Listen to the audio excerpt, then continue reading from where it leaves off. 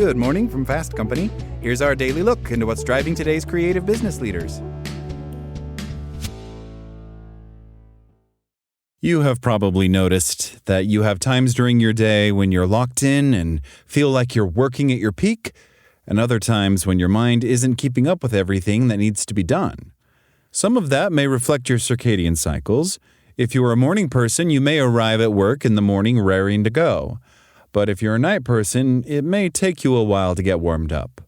A big influence on your cognitive effectiveness is fatigue that can build up over the course of the day. A lot of work on ego depletion suggests that the more difficult mental work you do in a day, the harder it can be to continue to do that work later. In some sense, your ability to control your thinking and actions is a limited resource that needs to recharge periodically. One of the big depleters of this resource is decision fatigue. Decisions are complicated. You have to identify a set of options, weigh the possibilities, and ultimately select one. Even if the particular decision isn't highly consequential, if you put in effort on those choices, you may find that you reach a point in the day where you start choosing more arbitrarily. This fatigue can be a particular problem when you are called upon to make important decisions at work or in your personal life. Luckily, there are a few things you can do to minimize the impact of decision fatigue.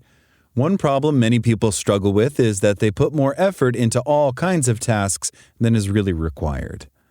We all know that the more time we spend on things, the more likely we are to create a good outcome. The trick is to try to match the amount of effort to the quality that is required.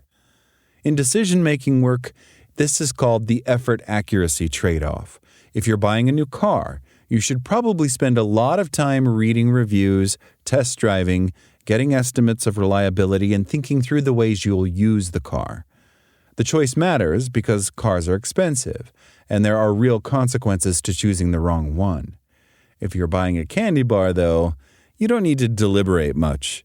Even a suboptimal candy experience is still a pretty good experience in life, so you can't go too far wrong if you don't pick the idea. The problem with putting too much effort in on decisions is that you're tapping that potentially limited resource in ways that may lead to negative impact when you are faced with something important you need to address. Try making a few of your inconsequential decisions with less thinking. If you're still happy with the outcomes, then you can continue to choose a less effortful path in the future. In addition, try to build more habits. Habits are actions you take that directly associate the situation with the action. That bypasses the need to make a decision at all. When you act habitually, your behavior may become routine and predictable, but you also don't have to engage in effortful decisions on things for which your habits would suffice. Measure twice, cut once. When you find yourself getting depleted, give yourself leeway to defer a final decision when possible. Do some of the work associated with the choice. Start evaluating the alternatives. Begin to form a set of preferences. Don't just pull the trigger. Instead, sleep on it. Put the work aside overnight and come back to the decision context when you're fresh. Look over the work you did one more time. If you're still happy with the preferences you formed the previous day, then move forward. But recognize that when you see things with fresh eyes and a fresh brain, you may notice things you didn't see before. One place where this becomes particularly important is when there is an aspect of the decision that requires more investigation.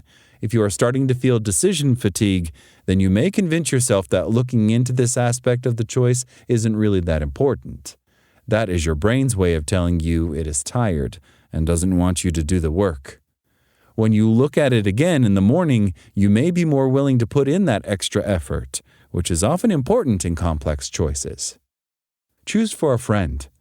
One reason why decisions are effortful is that they often have important consequences for you.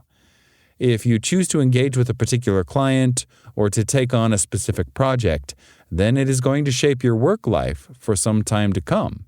Big decision points in your career can affect your happiness with your path. As a result, the decisions also take an emotional toll. Chances are, though, you may feel much less emotionally burdened talking to a friend who is making the same decision. You might even enjoy helping a friend or colleague think through a career change or a significant business decision.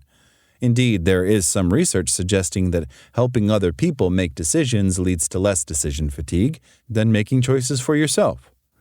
There is no reason why you can't take the perspective that you're choosing for someone else when working through complex decisions of your own. Imagine that your job is to give advice to a friend going through the situation. How does that change the way you feel about the work you need to do to engage with the decision? Try that strategy when you're feeling particularly overwhelmed by a choice you're facing. That's all today from Fast Company. Talk to you tomorrow.